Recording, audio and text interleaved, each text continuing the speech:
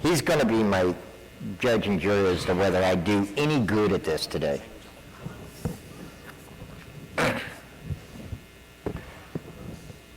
Hello everyone, I am Carl Thompson.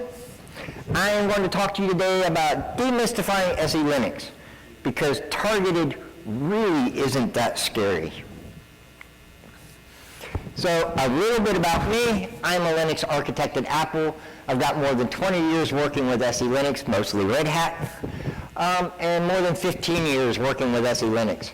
I specialize in security, high availability, and automation, and here's my legal disclaimer: I am not here representing Apple today. So our agenda, what we're going to go over: what is SELinux? What does SELinux do? Why do we want to use SELinux? Then we'll talk about some of the parts, some of the tools, and give you some real-world, or at least mock-up versions of real-world examples of what you're going to do with or how you're going to interact with SELinux. Now, first off, and I stole your information for this. Thank you, Thomas. SELinux was created by the United States National Security Agency, yes, that NSA, as a set of patches to the Linux kernel using Linux security modules.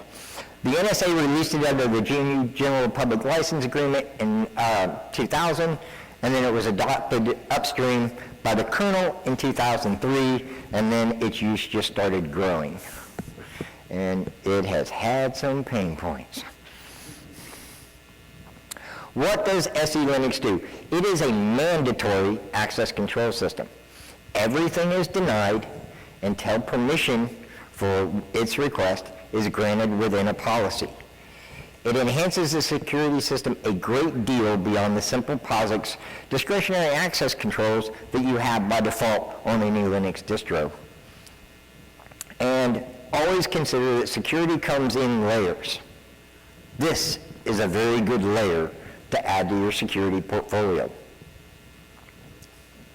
Now we'll talk about some differences. DAC, or discretionary access control. This is what you get from normal POSIX. Okay, you only have 3 levels. You've got your owner, you've got your group, and then you've got everybody else that didn't fall in one of the first 2 buckets. It's discretionary, and what that means is any file that a user has control over, they can change the permissions on that file or directory. Mandatory access control, or MAC, is an almost infinite, and I like to emphasize the almost there, but an almost infinite level of access control. It's a very fine-grained level of access control that you get in SELinux. It is defined in a policy, and users cannot change that policy. Permissive POSIX DAC, or DAC, doesn't override SELinux. So if somebody followed the, what's that blog? WordPress. So if somebody followed the quick install solution or instructions for WordPress and did chmod 755 or 777 on everything, this is where SELinux steps in and goes, yeah, I don't care what this guy says, you're not going to write to that file. Here, I do want to make the note that SELinux does not override POSIX permissions most of the time. In normal day-to-day usage, SELinux doesn't override POSIX permissions, so you have to have an agreement between the both. So if you set up a web server and you get a forbidden, check the POSIX permissions real quick before you start chasing down the alley of your SELinux, because if you didn't make it readable, I bet you can't read it. So you got to have a balance between both your POSIX and your SELinux permissions. Why use SELinux? So I'm going to go cheat, look at my notes. So to help protect your system from user error, they followed the instructions with WordPress. So bad permissions, making a file world writable, or making a directory executable, or making a file executable. These are things that you don't typically do for the entire world, but admins do. SELinux can help protect you from that. Because, like I said, just because that file is writable or even executable doesn't mean that the process behind it has that permission any longer, because you have SELinux enforcing. to protect your system from software errors. I don't know if anybody has watched CVEs, but they scroll every day like they're on a little news feed. People are out there looking to exploit those vulnerabilities, sometimes before you even know about them. SELinux can step in and help catch that and prevent that before you even know that vulnerability exists. And this is all to help protect your system from malicious access, because there are a whole lot of people and a whole lot of software out there running on the internet, mostly through compromised hosts, by the way, that are trying to attack your system and gain access to either data or resources that they should not have access to. Let's talk about the SELinux parts. There are 4 major parts to SELinux. We have the labels. We have file contexts, we have policies, and we have booleans. So we'll look at the labels first. A label is applied to everything. It can be a file, it can be a port, it can be a Unix socket, it can be a process. All of them can be defined with a label. These label parts here, and I got nice little different colors for it. You have, when you look at the label, you have a user element. This SELinux user is not the same as the system user. It's more for grouping roles underneath it, and then policies get grouped into roles. And I'm not going to talk about the users and roles very much because they don't apply very much to targeting until you get really deep in the weeds. The second one is the role, and the third one is the type. I do want to note that most of the time, if people followed convention, your user labels have _u at the end of them. Your role labels will have _r at the end of them, and your types will have _t. We're talking all about targeted today, so my focus is going to be entirely on the types. SELinux can contain just about anything that you want it to. Out of the box, it is designed to contain processes, not people. So let's talk about the labels. Label is an identifier. So a policy defines whether source label, or label A, has X permissions to label B. And some examples of that would be label A has permission to execute a binary with label B. Or label A has permissions to read file with label B.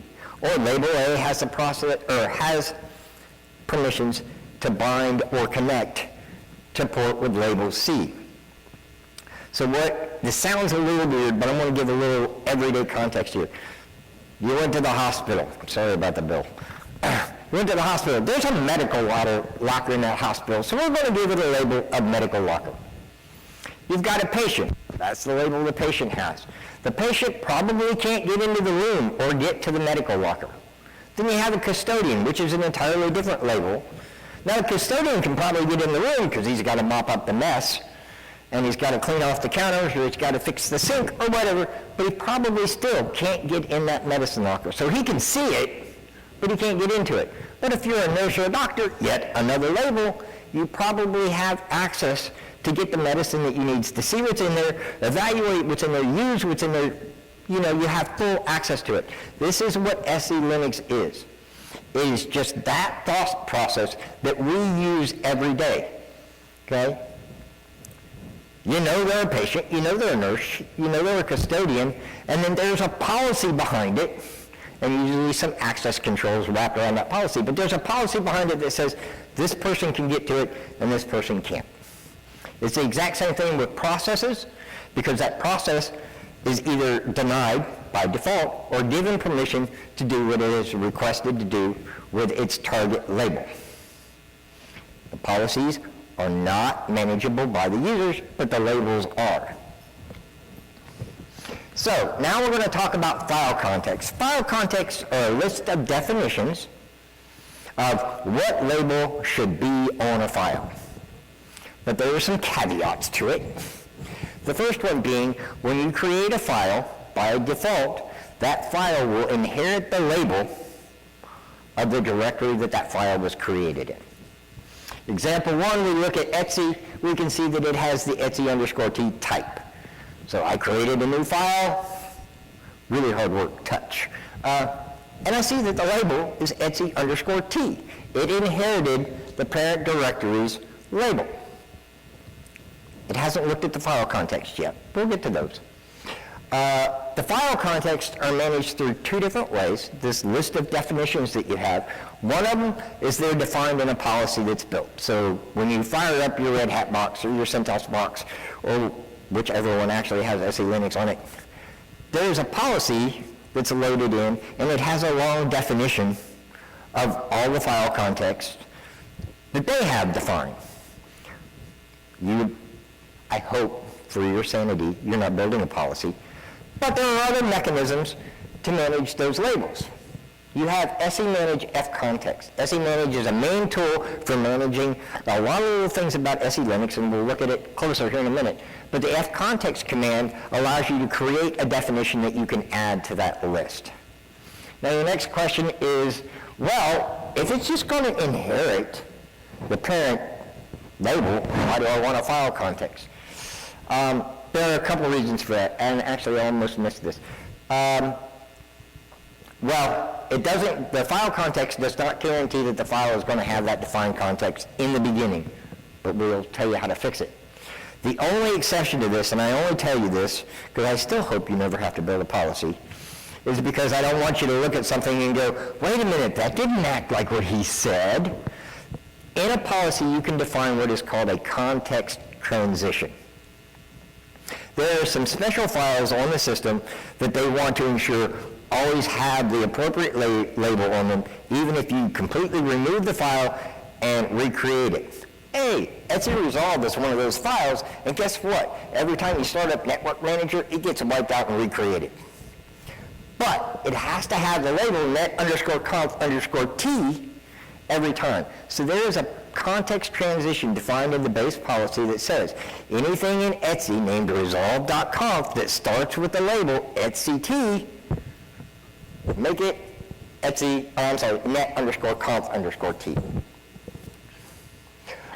So I didn't want you to be surprised by one of these context transitions because SELinux plays it by the rules 99% of the time, but sometimes somebody will throw in an exception rule, and that is probably the most well-known exception rule. Now, we've defined all these contexts, file contexts, but you said they don't apply. RestoreCon is your savior. RestoreCon reads in, and we'll go over it a little bit closer here in a minute, but basically reads in those file contexts, and it will apply the defined file context for your target for you. And if anybody has ever played with SELinux and done the /.auto relabel and rebooted your machine, the magic behind it is RestoreCon, because basically it boots back up and it goes, hey, do a recursive RestoreCon on everything on the system.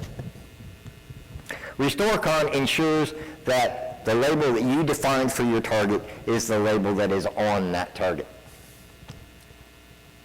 The next part, we're going to talk about the policies a little bit. There's the old way, and I'm old, so I remember this, of portable policies, or .pp files. Nowadays, you can still utilize, and it is still fully supported, but basically what happens is that .pp file is, okay, you young guys, is converted to a SIL file before it is loaded. The SIL files are much easier to work with. They're all written in the Common Intermediate Language. They're easier to read, they're easier to write, and they're easier to understand. The old-fashioned way, you had to fight with M4 macros. You had to develop out multiple files. You had to define everything you wanted. You had to hope and pray that it worked, and you had to compile it. .SIL files are all plain text. A lot easier to work with. What a policy can contain. You can define new labels, create new labels. You've got a whole project, you got a new piece of software, you just came out with Nagios. and you create your policy around that. You create all your labels that you need, and you give it the permissions you want. You can create all those labels. You can give permissions to all those labels you created, but you can also add permissions to any existing label that's in the system. You can define a group of one or more file contexts that you want to be there anytime someone loads that policy.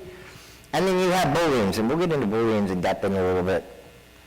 Now, cell files also provide you one more benefit besides being a whole lot easier to read, and that is in a cell file you can define a port label.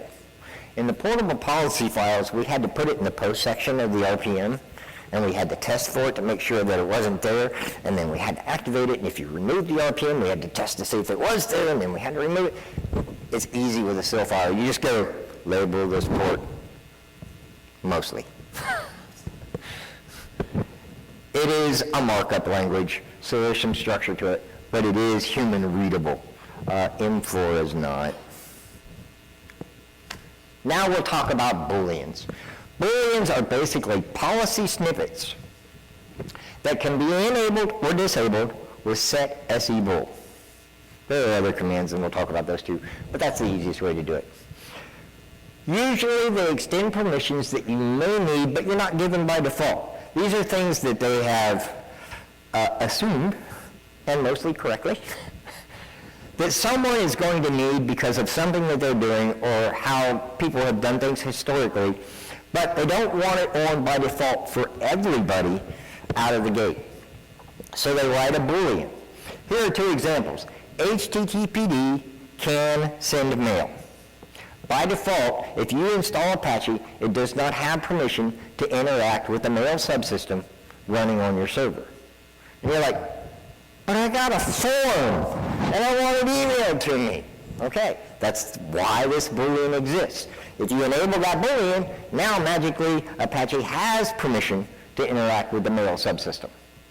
Another good example, because of the archaic ways we used to do things on the internet, is HTTPD read user content. Anybody remember the websites where you went domain/Fred? That is user content. That is a special directory path that is defined for each user where they can put whatever web content they want. And if you went to college 15 years ago, you had user web space.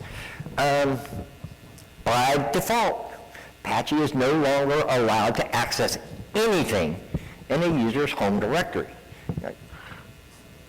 But I'm just moving this website to new hardware. I need to be able to do this. You can enable that Boolean, and it activates that snippet of policy so that Apache now has access to that.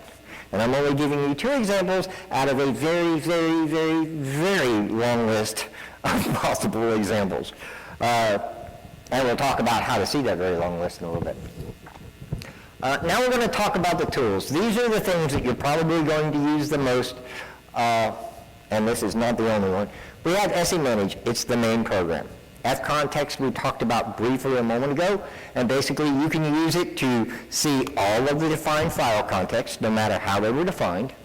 You can use it to create new file contexts, and you can use it to remove custom file contexts. If a file context is defined within a policy, SEManage cannot take it out. Boolean, this is your other avenue to Booleans. SEManage Boolean will allow you to list all the available Booleans. It gives you a little, or a specific Boolean. It gives you a little bit more information in that, other than get SEBool does, and that it will tell you what the default state is, as well as the current state, and a little poorly written snippet of information about what that Boolean does. Because allows Avix 2CAN network is literally a copy and paste from that Boolean. And then we have port. If you're running MySQL's default port is 3306. There is already, 3306 is already labeled with the appropriate label for MySQL to be able to bind to it and accept it. Your security department, because they don't keep up with modern technology, goes, no, we can't run it on port 3306. You got to make it some other crazy port. Okay, pick your crazy port, use SEManage to put the same label on that port that you have on 3306, and magically Apache now, MySQL now works with that port. Here's an example of HTTP port T for TCP connections, because you have to specify the protocol that's going to be utilized, and then it's just a list of ports that will get that label. Again, with SEManage, you can add them, you can list them, or you can remove custom ones that you've made. If a port is defined in a policy, you can't remove it with SEManage. Now, a few of the more, the tools that you're going to use the most.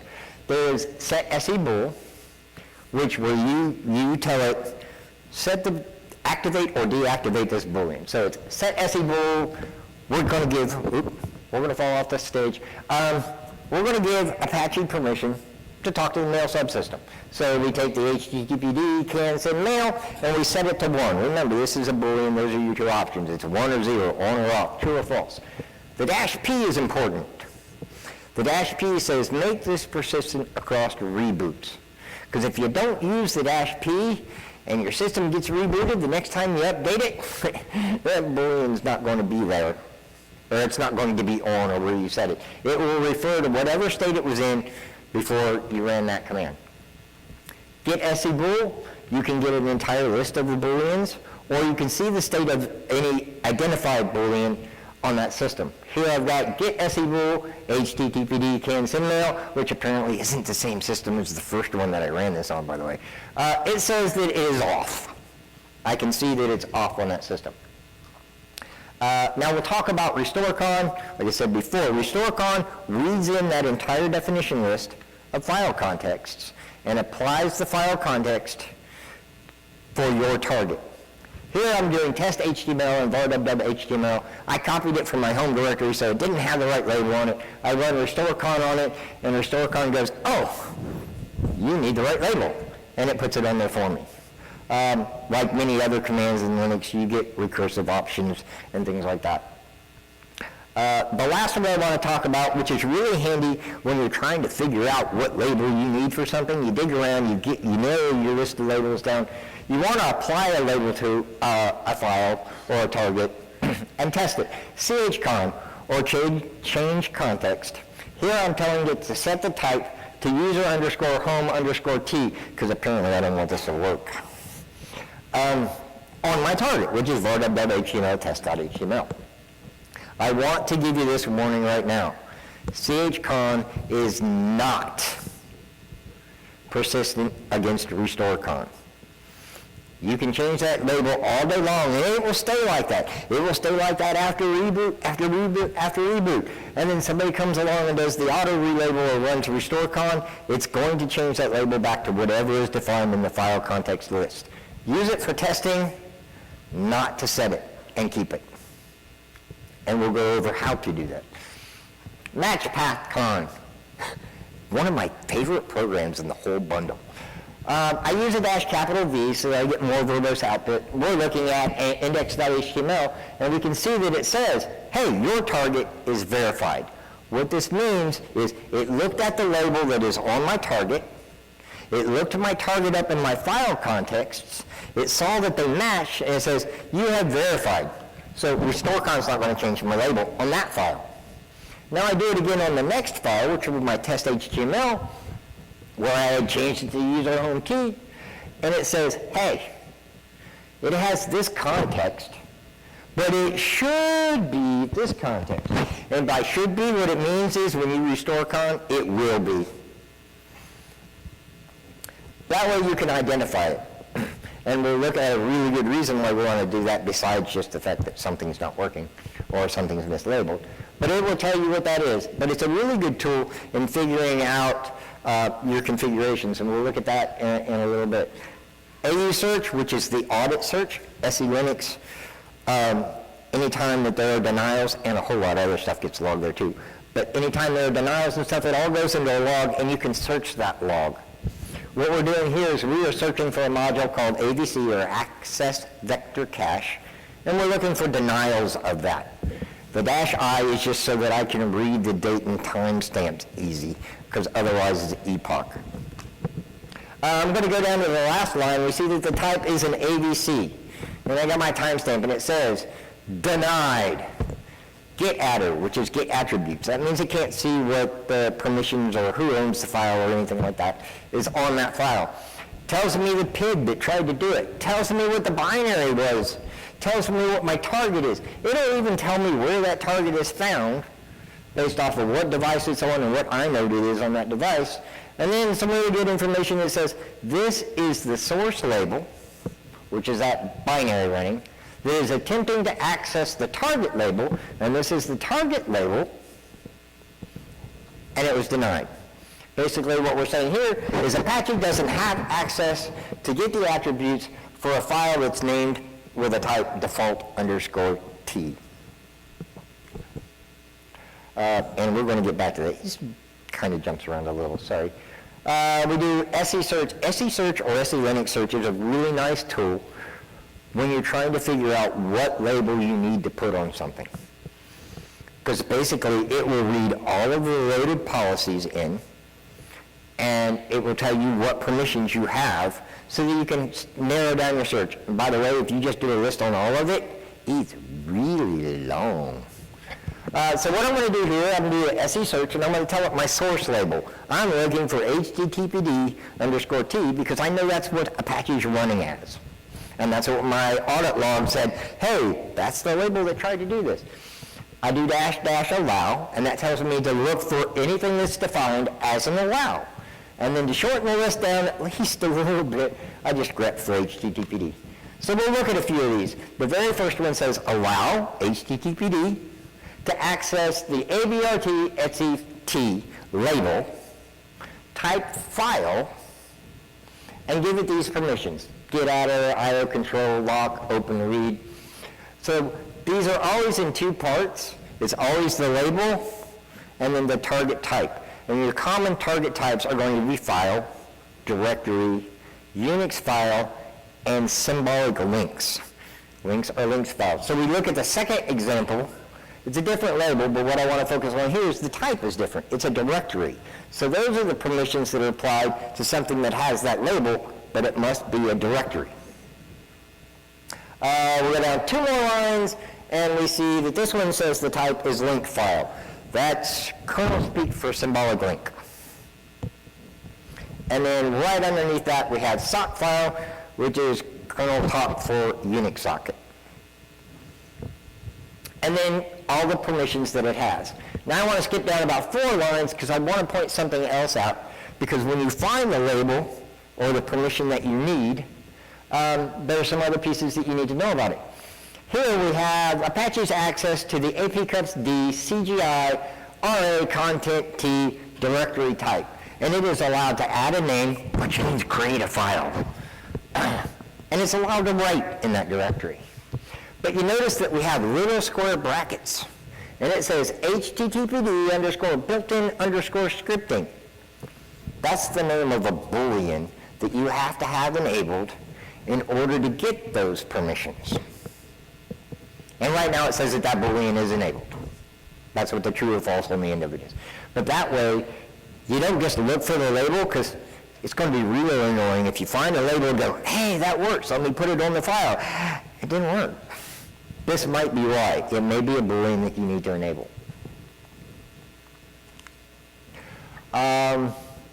Capital Z.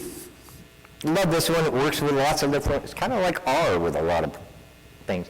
But capital Z, because I think they were running out of letters, say, show me the SELinux information about my target. When I do an ls, it's going to show me the SELinux information on all the information in /usr that I did an ls on. And I can see what my context is for each one of them. It works with PS as well, and that's very handy when you're trying to define something new, because you can see what the label is that your process is working on so that you can go down and figure out what label you need to apply to the files and directories that you're talking to, or ports. And it's just the same thing. It's a capital Z. You add it to it, it throws in the SELinux context information on that process as well. Now, we get to play with some almost real-world examples. What I'm going to do, and I think I stole this from RHCE about 500 years ago, is we're going to use an alternate directory for our web server. Because if we use a directory that comes with it, it just works out of the box, and that's no fun. So I created a directory called /website, and I'm doing an ls on here, and you can see that it says that the label is default_t. That is because the /website directory is completely unknown by any context definition that Red Hat provided, because they didn't know that's what I was going to make that directory name. Basically, the very last file context that's defined in the policy says, if it don't match, give it this. And that this is default_t. The problem is, Apache doesn't have access to read default_t. So when I go to the website, it says, forbidden. Okay, well, I was smart. I checked my POSIX permissions, and they were all good. So I go to AD search, and I look for denials again, and I just now got that denial. It says, look, Apache cannot get attributes for this target because that label, he doesn't have permission to get that on that label. So what we're going to do, and this is always the first, second, third, fourth, fifth, 99th step that you do, adjust the label. Do not try to create a new policy to cover what you've got, because the only thing you're going to do is turn SELinux security capabilities into a sieve. You're just punching all kinds of holes in it. There's most likely a label there that will do what you need it to do, so don't go and try and write a policy. But I've been doing this a day or two, so I know that the label that I want to apply to it is httpd_sys_content_t. So I use chcon, and I make it recursive off my directory, and I change it to that. But maybe I don't know what the label is off the top of my head because I went out to the OpenStack party too long last night. Here we can do a reference. I know that when I install Apache, it has access to var.html because all of that's wrapped up in all of this stuff that came from Red Hat. So what I do is I do chcon, the dash capital R is just the recursive, and I do -- reference, and I give it my target being var.html, my source target. And then my destination is /website. And what this tells chcon to do is says, go read and look at what that label is, and put it on the other thing. You don't even have to know what the label is. If you have any familiarity with the software and where the software is normally allowed to access stuff, you can go see what that is. Or you don't even have to go see what it does, is because it does it for you. But again, remember, chcon is not persistent against restorecon. Now, I don't know why I put this slide in here. I hate SE Troubleshoot Server. There is a daemon that you can install and you can start called SE Troubleshoot D. I think the package is SE Troubleshoot-server. And when you start it running, what it does is it watches for every denial that happens in the audit log. When it sees that denial, it goes, here's what might fix it. It is a really long fix-it list most of the time, and this is just an itty-bitty snippet of the fix-it list that came out for this. And that's not the big issue. The big issue is if you have a lot of denials because you're working on developing something, this will seriously impact your I/O because it is reading every denial out of your audit log, trying to translate that, and writing a very long message to tell you what it is. But that message there can help you. You can look through, and it will tell you every label that gives it the permission to do what it failed to do. And it says here that user SPL HTTPD failed get adder access on this file. Suggestion, do one of these labels. Don't do them all. Well, I know it's not a network manager file, so I'm not going to give it a network manager label. I know it's not an Amanda backup file. I'm not going to give it an Amanda backup label. So you kind of use your brain for just a little bit and go down the list and find something that looks like it will match. And I'll give you a hint to that. When you're working with an application, look for a label that matches the application. The label for my process is HTTPD. I'm going to go down this list until I see labels that start with HTTPD. Now, there's more than just one label, so you have to look into, and they're all named really, really well. Sys content, guess what? That's system content for Apache. I'm not going to label my web page a log file, okay? It's system content. The labels are pretty good most of the time about identifying what their purpose is. So you just go through the list until you find something that matches. Now we're going to do a little bit of checking. We're going to run match pathcon against my website and all of its content. And it says, hey, your label, because I just changed it, because it's chcon. It says your label is HTTPD sys content T, but your file context definition say it should be default _T. Well, I don't want restorecon to come break my website while I'm asleep. So what I'm going to do is I'm going to create a new context. SEmanage F context, the -A is for add. -F says file type. Remember we talked about that. You have directories, you have files, you have symbolic links, and you have sockets. Those are what you're going to work with the most. There are other options if you do a help on it, you'll see those. But I just want to apply it to all of them. And I'm going to set the type to HTTPD _sys _content _T. And then I will use just a little bit of regex magic and say anything in /website, the name itself, and anything contained in a directory underneath it, because I'm checking for that /, just label it with this, please. So I've created that with my SEmanage, and I validate it again. I run match pathcon-v off of it, and it says everything's verified. I don't trust anything, so I'm going to run a restorecon on it, and I'm going to look at it again. So I run a restorecon on it, and then do an ls on it, and I see that my labels are still the same, which means I didn't mess up my regex, which when you mess up SEmanage F context, that's where it's going to be. It's going to be in that regex. Guarantee it. Yeah, you can pass this along to him. A huge thanks, he's not here, to Dan Walsh, the man that is probably the most responsible for all of the SELinux at Red Hat, for putting up with me over the years, as I bugged him constantly during text messages and emails and at conferences going, how do I do this? So big thanks to him.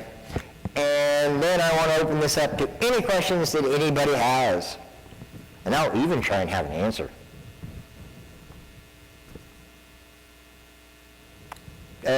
Do we have a microphone or anything? Oh, I got a microphone.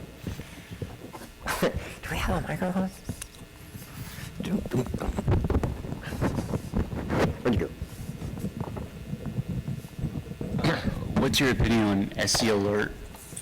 SEAlert isn't, I'm going to refer a little bit to him. SEAlert is very handy when you have a graphical environment, not as handy when you have a server environment. He answered it. And what SEAlert is, so he asked about what my opinion was on SEAlert. If you're running a desktop and you have a nice GUI up and running, SEAlert is great because it doesn't just write a whole bunch of garbage to your, okay, I'm sorry, it's not garbage. It doesn't write a whole lot of information to follow messages. It has a nice little pop-up that gives you an ID of the violation so that you can actually go look for that ID in the audit logs if you want to. And then some recommendations, and you can click on a little button that says, here's all the information we just threw of all log messages that might help you. But the problem with SEAlert is you really need to be in a graphical environment in order to use it. Data centers don't often have graphical environments.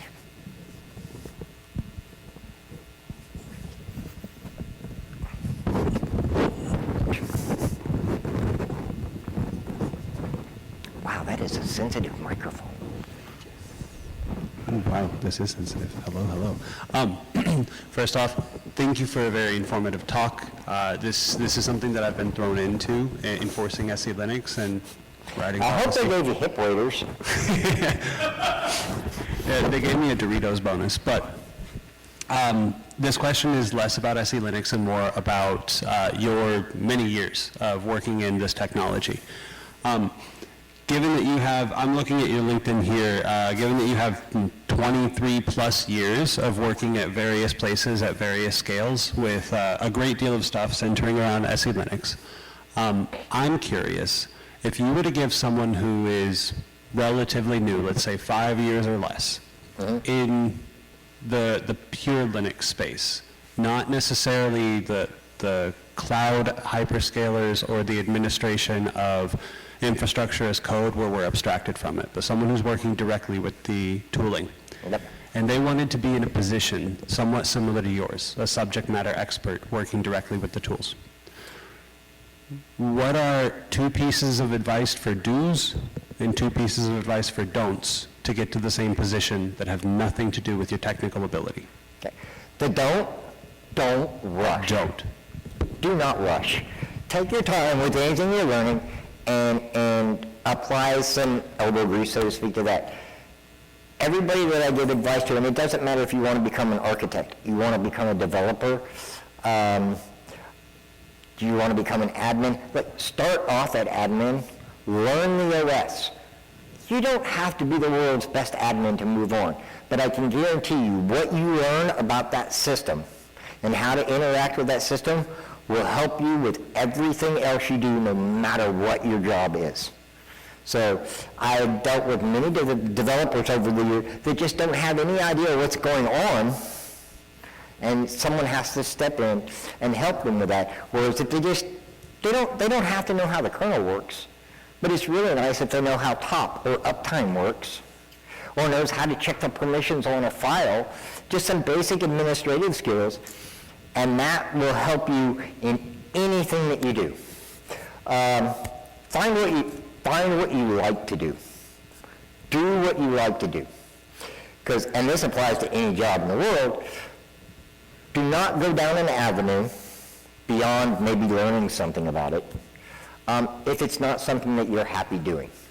Because there is nothing worse in this world than having a job that you dread going to every day. Find something that you're passionate about, something that you like. Me, I love to learn and I love to teach. So those are 2 of the things that I have done very heavily in all of my roles over the last 20 years. Because it's so cool learning the new technologies. And man, all you have to do is stand up, turn around, and there's something new for you to learn. Technology has not slowed down in 30 years. It has just sped up. I think somebody's greasing the wheels. But just find something that you're happy and you're very passionate about doing and something that you really enjoy doing. Always think outside the box. So don't confine yourself to just what you're happy with doing. So, this is definitely not me, but maybe you like to draw. I am graphically impaired, folks. Maybe you like to draw, and maybe you're going to go into computer animation or something like that. Learn a little bit more beyond just how to draw and how to interact with that software. Step out of the box just a little bit and learn about the things that are going to impact you in doing what you're going to do. And that's why I say it doesn't matter if you want to be an architect or a programmer or an admin or an analyst. If you just learn a little bit about the things around that are going to impact that, that will carry you a very long way. Thank you. I'm also, so that you can stay on the stage, if the next person who wants to ask a question raises have their any more? hand, I'll run the mic. Or is everybody asleep now?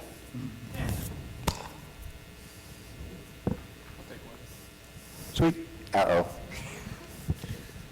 Carl, in all the commands you went over, what about set and force? Set and force 0 is bad. Do not Google how to fix SELinux because the answer is set and force 0. So guess what? Search engines are not always correct. I would actually argue that set and force 0 makes sense for temporary troubleshooting. Do set and force 0 run your process? Okay, he's very right. So I'm going to clarify this a little bit. Do not disable SELinux. Agreed. okay? Don't go into your grub and don't go SELinux equal disabled. Set enforce 0 can be extremely beneficial in a development environment where you're trying to figure something out. And I'll tell you what, when you are in 0, you are in what they call permissive mode. This means it's going to do all of the same checks that it does in enforcing mode, but instead of stopping everything from working, it's going to log all of it to your audit log. So if you run it in a test mode or a test environment for 12, 24, 48 hours, and you go back and you review the logs that you have, it's going to give you a lot simpler first step on resolving the issue. You can do the exact same thing with enforcing enabled, except you're playing hopscotch now because, get adder failed. Let me give it get adder. Oh, read failed. Let me give it read. Oh, create failed. Let me give it create. When you're in permissive mode, it will log almost, and I'm going to emphasize the almost on that, because it will log almost all of the things that you see. You do reach a point after you've got all the easy stuff resolved where you need to be in enforcing mode, because some things are not caught except in enforcing mode. But for development purposes, I learned to talk next week when thing's over. When you're in a development mode, you're working on a new policy, you're working on a new application, you're working on a new website, new LDAP server, whatever you're doing, permissive is very handy in trying to figure out where a large stack of the errors are going to be so that you can catalog those and fix the errors and then go back and try again. Now, once all of those are weeded down, go to enforcing mode and see if there's anything else you need to iron out. Now, once that's done, don't turn it off. It is not the end-all be-all solution for making your stuff work, but it is a very important tool in helping you to get to the level where your stuff works and you're still secure. Thank you, Carl. You're welcome, Alex.